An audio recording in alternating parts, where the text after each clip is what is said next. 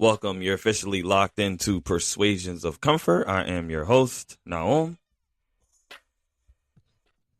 I want to give a big shout out to all the listeners out there who've been tuning in since day one. The love and support is 100% greatly appreciated. Let's get it.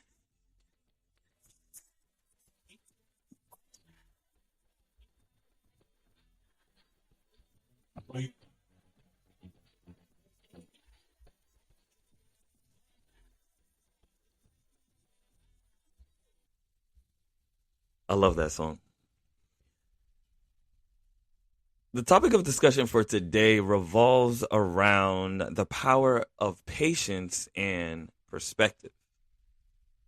Most people overestimate what they can do in a year and underestimate what they can do in 10.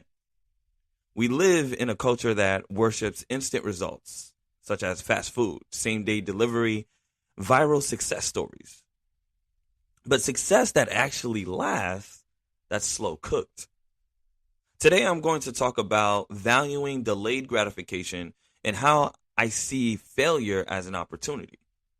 These two traits, I believe, separates long-term winners from short-term sprinters. So why does this matter? Patience isn't passive, it's strategic. Without patience, we chase quick wins, we can experience burnout, or simply decide to quit too soon. Failure isn't a stop sign. It's a signpost telling you what to adjust. These traits will decide whether you build something that lasts or something that collapses under pressure. So the talking points I want to go through today, number one, delayed gratification. Number two, viewing failure as an opportunity. And number three, why they work together. And because I like to play devil's advocate, I'm partial to the politics. I want to give pros and cons to people who like to see different perspectives. So the first pro when it comes to delayed gratification is that it builds discipline, it creates better decision making, and it protects you from impulse-driven mistakes. What do I mean by that? Building discipline is the key because it allows you to create an alternative to the moments when you don't feel like doing something, right? If you don't have the feeling, discipline comes into play, and here you are, you're back in motion. When it comes to decision making, the goal is not to live with regret. Sometimes you might consider only if I had more time or if I had more details, only then I would have made a better informed decision. Well, guess what? Delayed gratification can provide you with a moment where you can make better decisions. And lastly, impulse-driven mistakes usually do not get recognized in that moment. They tend to surface when it's time to face the consequences, right? And now I want to talk about the cons to delayed gratification. It can cause analysis paralysis. If you wait for the perfect time or you wait too long and you never act, you'll miss the opportunity that you've been waiting for. And because of this, you might start to justify your actions for not making a decision, or should I say indecision, with thoughts like, maybe it's not meant to be, or I'll just wait for the next one.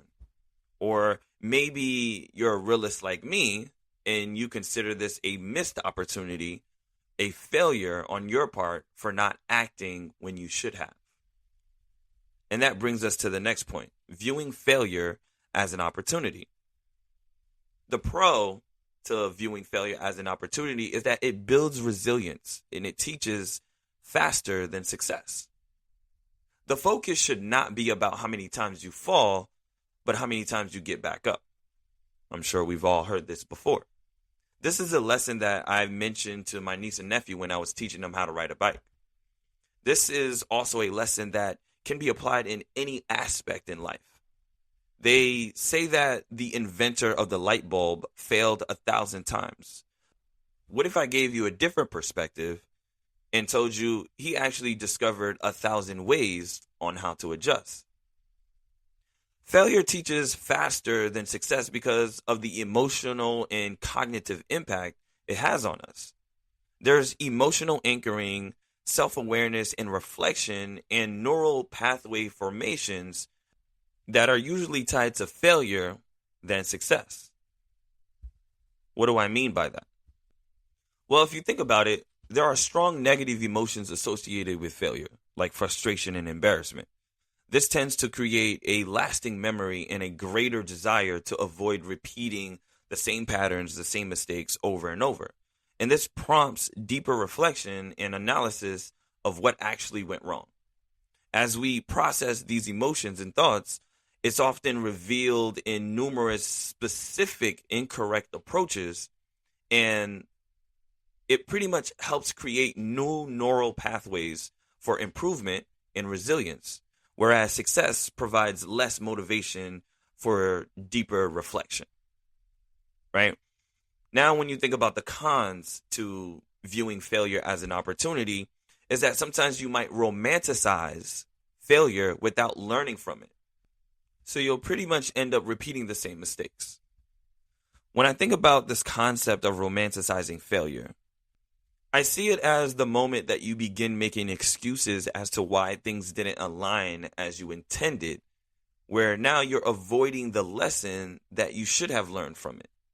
In other words, you're avoiding reality. Sometimes there's a notion where failure is the first step to success. So you might think it might make a predictable, appealing storyline, wearing that failure as if it was a badge of honor. I mean, nowadays we give out participation awards just to make others feel good. The dangers behind romanticizing failures is that it can be demotivating, where now you begin to downplay the difficulty of the experience, detaching from reality of what it means to struggle, and possibly ignoring the real consequences. Because you missed that mark, because you missed that opportunity, now you have to wait 6 months to a year just for another opportunity like it to come around. So now the third part I want to talk about is why they come together. Number one, patience keeps you in the game long enough to learn from failure. When you develop patience, you have more clarity, more understanding for what is working and what needs to be adjusted. And number two, seeing failure as an opportunity prevents discouragement while you wait for results. Why? Because when you put in 100% in, those who are capable of seeing failure as an opportunity have a wide lens of perspective in any situation.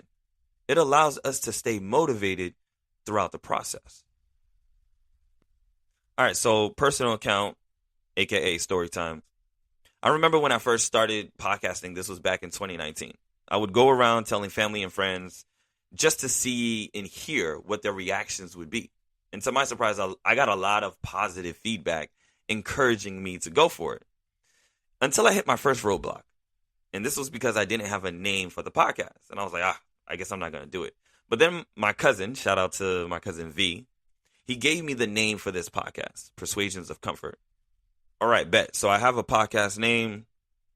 All I got to do is start publishing episodes. I thought I'd be good. A few weeks went by. Truth be told, I stumbled because I didn't know what to talk about. Everyone kept asking me, what is the theme of the podcast? So now I hit a second roadblock. I realized that I just needed to start recording, not just on my own, but with other people as well.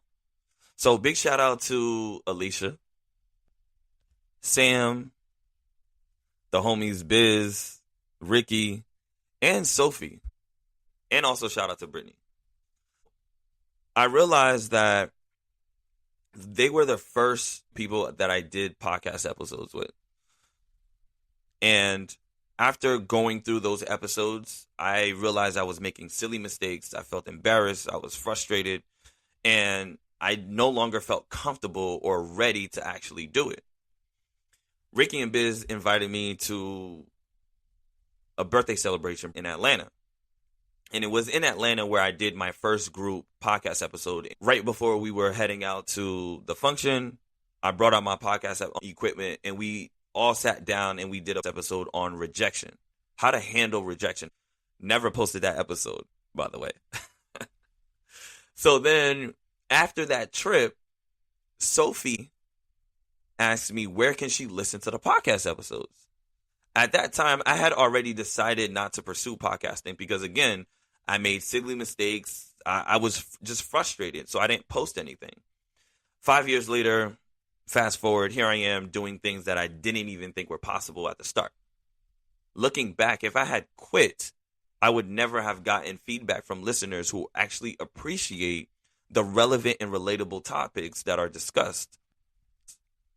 So when you are discouraged, each setback will force you to grow emotionally or mentally.